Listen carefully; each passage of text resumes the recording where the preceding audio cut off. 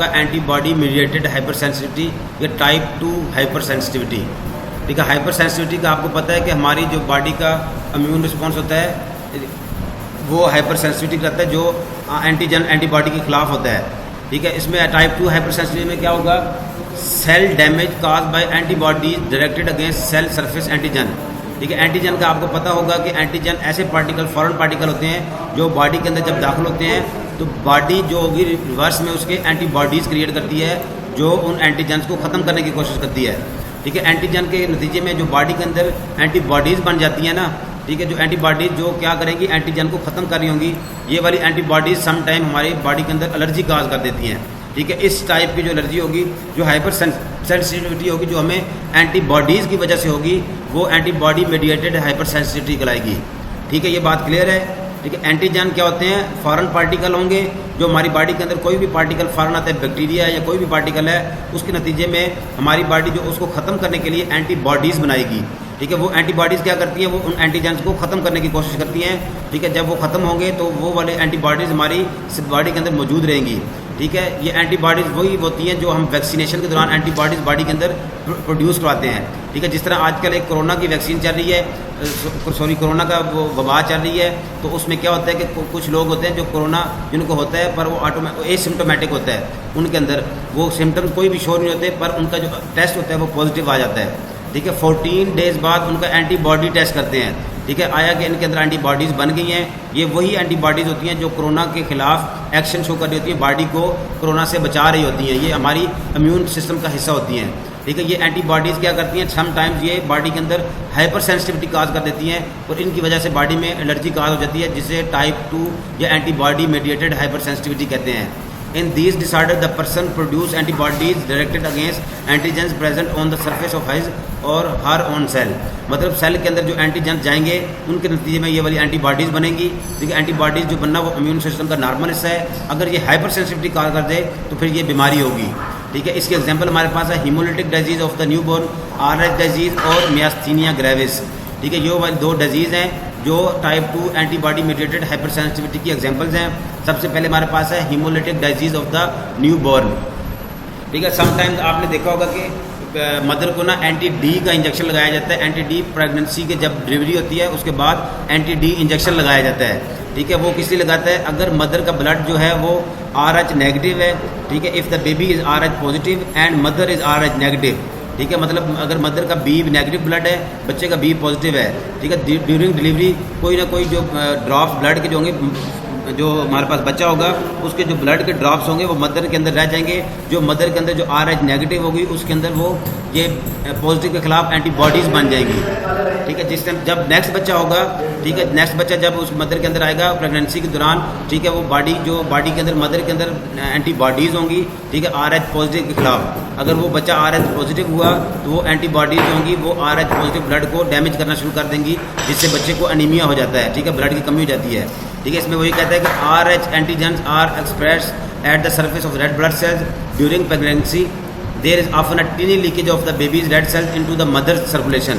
ठीक है, प्रेगनेंसी के दौरान तो थोड़ी बहुत लीकेज होती है मदर की, बेबी की जो रेड सेल्स होते हैं वो लीक होकर मदर के सर्कुलेशन में आ जाते हैं। ठीक है, जब वो मदर के सर्कुलेशन में आते हैं तो वहाँ पे वो RH जो पॉजिटिव होगा वहाँ पे वो एंटीबॉडीज़ क्रिएट कर देंगे। If the baby is RH positive having inherited the trait from the father. ठीक है, ठीक, अगर फादर उसका पॉजिटिव है तो वो उसको विरासत में पॉजिटिव ब्लड मिलेगा।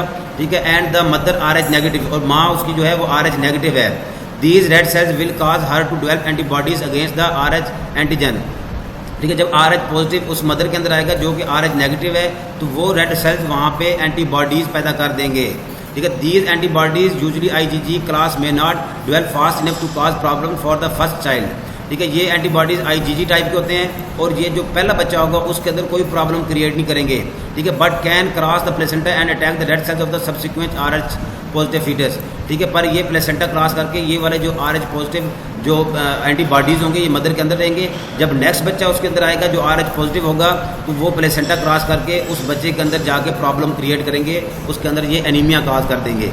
ठीक है, ये हमारे पास एग्जांपल्स हैं। ठीक है, हेल्दी बेबी जो होता है ये देखें बिल्कुल सेहतमंद बेबी है, जो बेबी विद सीवियर जॉइंटस होगा, जिसके अंदर एनीमिया होगा, ब्लड की कमी होगी, उसको देखें येलो कलर होगा उसका, ठीक है। जॉइंटस जो होता है, बाद बच्चे पैदा होते हैं उनको जॉइंटस हुआ होता है, ठीक है। इसलिए अगर RH नेगेटिव मदर है, उसने RH पॉजिटिव बच्चे जो B positive A positive RH positive बच्चे का डिलीवरी की है, तो उसको anti-D का इंजेक्शन लगाया जाता है, ठीक है। इंजेक्शन लगाने से क्या होता है, अगला बच्चा जब होगा तो वो सेव होगा, वो एंटीबॉडीज उससे ख़त्म हो जाएंगी, तो एंटी-D जो होगा वो अगले बच्चे की सेफ्टी के लिए ज़रूरी होता है। इसकी दूसरी एग्जांपल हमारे पास मियास्थीनिया ग्रेविस है, ठीक है। ये भी एक डिजीज़ है जो टाइप 2 हाइपर सेंसिटिविटी की एग्जांपल है। The hall mark of this autoimmune disorder, autoimmune disorder क्या होता है, ऐसा डिसऑर्डर जिसमें हमारी इम्यूनिटी जो होती है वही हमारे खिलाफ हो जाती है, ठीक है। हमारा इम्यूनिटी का काम क्या होता है, हमारी इम्यूनिटी का काम होता है कि हमारी डिजीज़, हमें बॉडी को डिजीज़ से प्रिवेंट करना, बचाना, ठीक है। ये ऑटोइम्यून डिजीज़ वो होती है जो हमारी जो बॉडी होगी, वो इम्यूनिटी हमारी जो होगी वो गलत रिस्पॉन्स कर रही होगी और हमारी बॉडी के खिलाफ वो काम करना शुरू कर देगी, वो वाली डिजीज़ जो होंगी वो ऑटोइम्यून डिजीज़ लाती हैं, ठीक है। मियास्थीनिया ग्रेविस भी उसकी एग्जांपल है। Is weakness of skeletal muscle specially those in the upper part of the body, इसमें स्केलेटल जो मसल होते हैं वो वीक होना शुरू हो जाएंगे, खास तौर पर जो हमारी बॉडी का अपर पार्ट है, फेस के जो होंगे वो इसमें डिस्टर्ब हो जाएंगे, वीक हो जाएंगे। इसके सिम्टम हमारे पास हैं कि आई मसल जो होंगे, ये आई मसल हैं, ये आई लेड जो होगा वो ड्रॉप हो जाएगा, एक आंख बंद हो जाएगी या आधी खुली होगी, आई लेड ड्रॉप होना शुरू हो जाएंगे, ठीक है। यहाँ पे जो माउथ होगा ये भी एक तरह से जिस तरह लकवा हो जाता है उस तरह ये ड्रॉप हो जाएगा और बोलने की ताकत नहीं रहेगी। इसमें सिम्टम हमारे पास आई मसल वीक हो जाएंगे, ड्रॉपिंग ऑफ वन और बोथ आई लेड्स, ठीक है। इसमें हमारे जो आई लेड्स हैं, जो हमारे आई लेड्स होंगे वो दोनों ड्रॉप हो जाएंगे, एक या दोनों ड्रॉप हो जाएंगे, आंखें बंद हो जाएंगी, वो खुलेंगी ही नहीं, ठीक है। डबल विजन, ठीक है, उससे आपको जो पेशेंट होगा मियास्थीनिया ग्रेविस का, उसको डबल नज़र आना शुरू हो जाएगा। फेस एंड थ्रोट मसल, जो चेहरे की और थ्रोट के गले के मसल हैं वो वीक हो जाएंगे, ठीक है। अल्टर्ड स्पीकिंग, बोलने की जो ताकत है वो ख़त्म हो जाएगी, ठीक है, चेंज हो जाएगी स्पीकिंग पावर। उसके बाद डिफ़िकल्टी स्वेलिंग, ठीक है, स्वेलो करना मुश्किल हो जाएगा। प्रॉब्लम इन च्यूइंग, ठीक है, चबाने में दुश्वारी आ जाएगी आपको, ठीक है। लिमिटेड फेशियल एक्सप्रेशन, ठीक है, आप फेशियल एक्सप्रेशन नहीं कर सकेंगे, जिस तरह फेस एक्सप्रेशन दे रहे होते हैं बातों के साथ, वो आप एक्सप्रेशन शो नहीं कर सकेंगे। नेक एंड लिम्ब मसल्स, ठीक है, इसके अलावा नेक और लिम्ब के मसल भी डैमेज होना शुरू हो जाएंगे। Weakness in arms, legs, neck, fingers, इसके अलावा बेसिकली ये अपर पार्ट को डैमेज कर रही होती है, पर ये लोअर पार्ट को भी डैमेज करना शुरू कर देगी ये बीमारी, ठीक है। आपके जो लोअर पार्ट के होंगे, आर्म्स वगैरह, लेग्स होंगी, नेक होगी, फिंगर्स, वो भी वीक होना शुरू हो जाएंगे। Weakness in the chest muscle sometimes, ठीक है, समटाइम आपके चेस्ट के मसल भी वीक हो जाएंगे। Occur if this is severe myasthenia crisis में रिजल्ट, ठीक है, ये उस टाइम होगा, लोअर जो लिम्ब होगी ये उस टाइम डिस्टर्ब होंगे जब मियास्थीनिया ग्रेविस आपका मतलब बहुत सवेयर हो जाएगा। उससे फिर पहले ये अपर पार्ट को डैमेज करेगी, फिर उसके बाद ये लोअर पार्ट को डैमेज करना शुरू कर देगी। ये हमारी type 2 diabetes type 2 hyper sensitivities जो है उसकी जो एग्जाम्पल डाइजीज़ थी वो मैंने डिस्कस की हैं। इसमें से किसी का कोई क्वेश्चन है तो वो मैं आपके चैट बॉक्स में जा रहा हूँ, उसमें आपके क्वेश्चन का आंसर करता हूँ। पे है इम्यून कॉम्प्लेक्स डिसऑर्डर, ठीक है। इम्यून आपको पता है इसका ताल्लुक किसके साथ है, इम्यून सिस्टम के साथ है बेटा।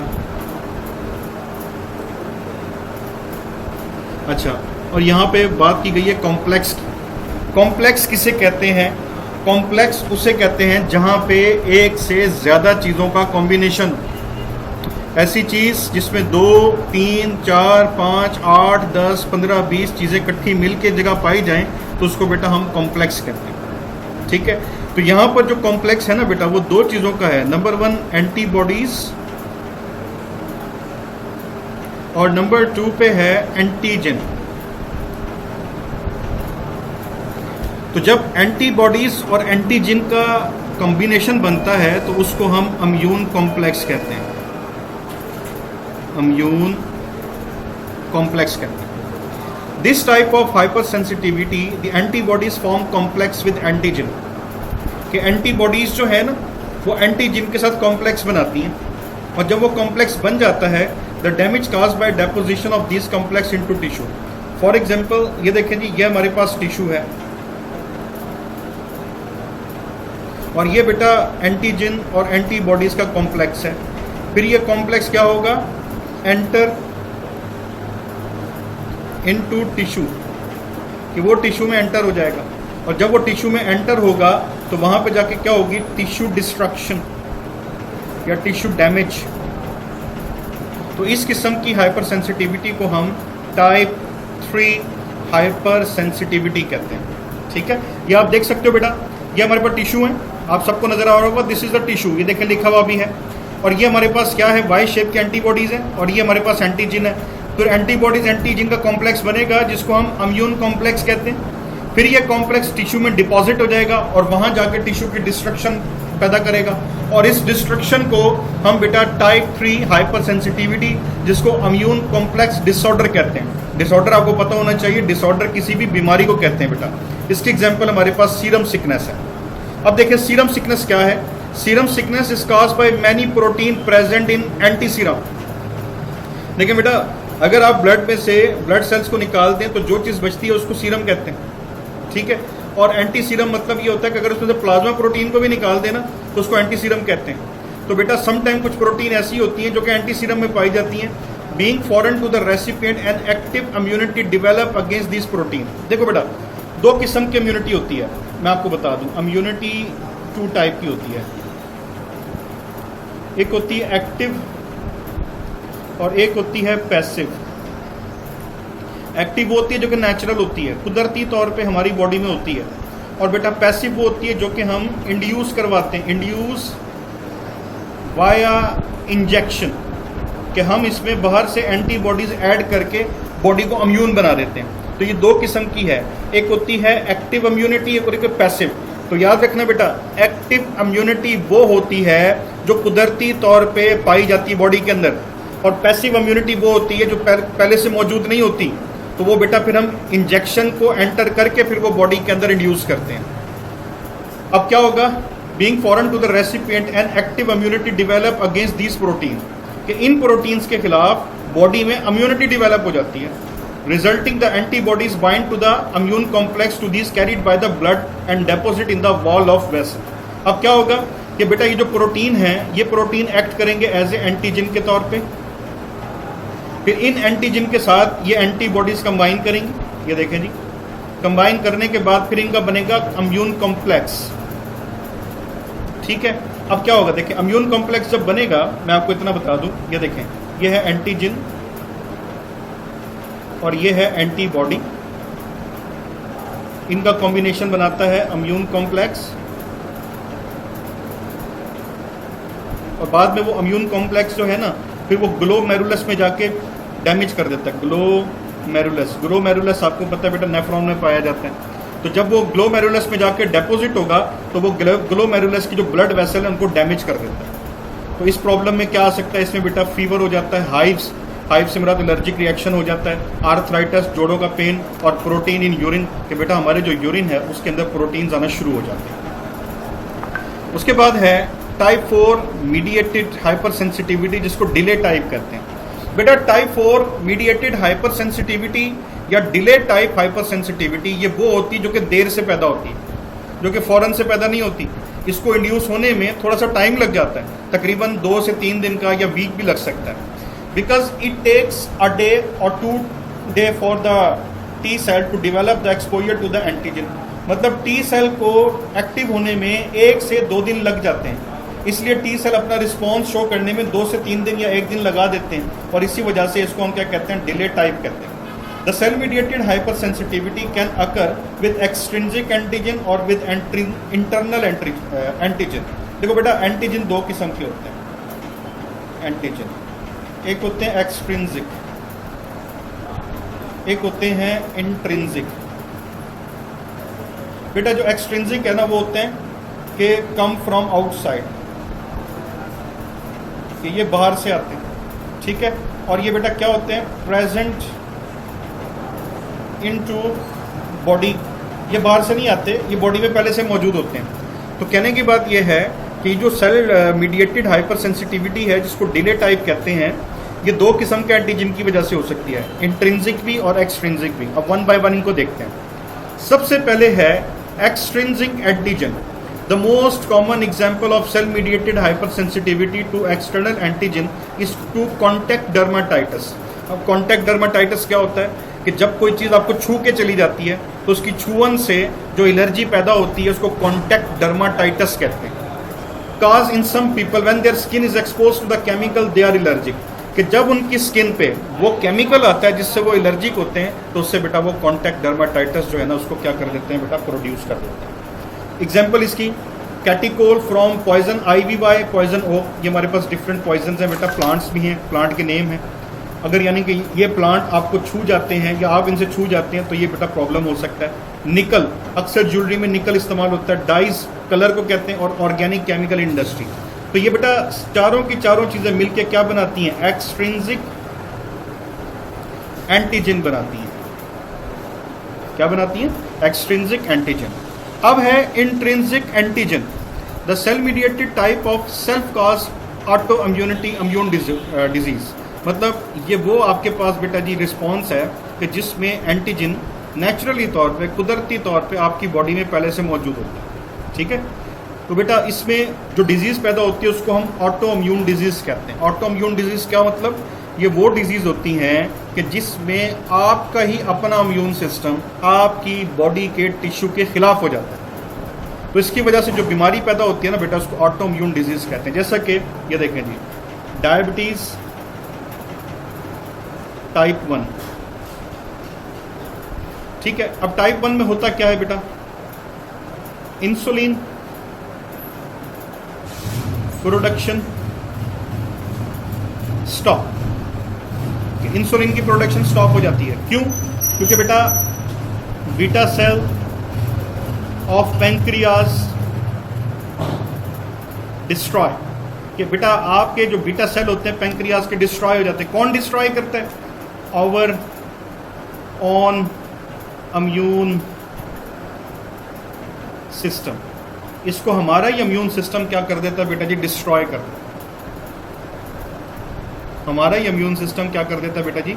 डिस्ट्रॉय कर देता है। ठीक है, ये याद रखिएगा कि मतलब इसमें होता क्या है कि इंसुलिन की प्रोडक्शन स्टॉप हो जाती है।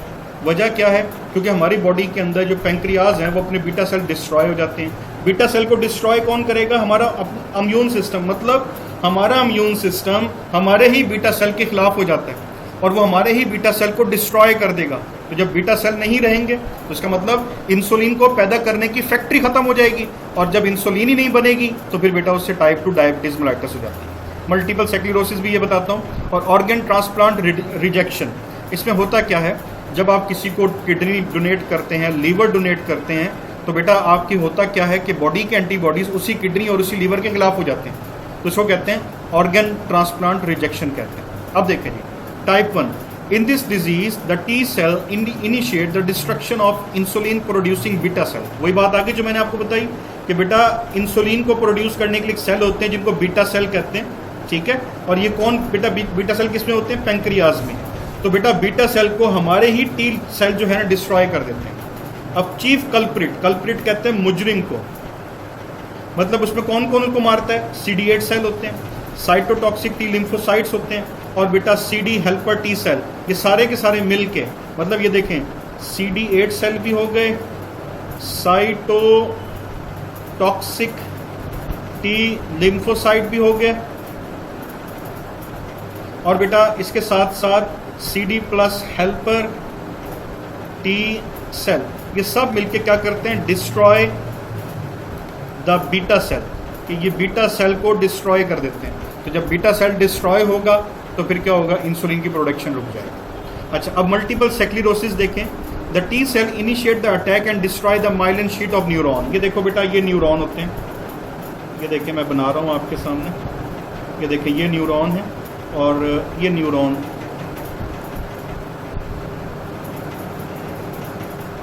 ये है डेंड्राइटिस, ये होता है एक्सॉन, और यहाँ पे एक शीट होती है बेटा जिसको माइलिन शीट कहते हैं। माइलिन, एक मिनट बेटा, क्या कहते हैं इसको? माइलिन शीट कहते हैं। तो अब होता क्या है कि हमारा इम्यून सिस्टम इस माइलिन शीट को डिस्ट्रॉय कर देगा। ठीक है, क्या लिखेंगे? Myelin sheet destroy by our immune system, कि हमारा इम्यून सिस्टम ही माइलिन शीट को डिस्ट्रॉय कर देगा, जिससे न्यूरॉन डैमेज हो जाते हैं। और जब न्यूरॉन डैमेज होंगे तो हमारी बेटा जो मसल्स है ना वो अकड़ना शुरू हो जाते हैं, मसल काम करना छोड़ देते हैं। ठीक है, तो ये इसकी टाइप थी। आज का लेक्चर बेटा यहीं तक है।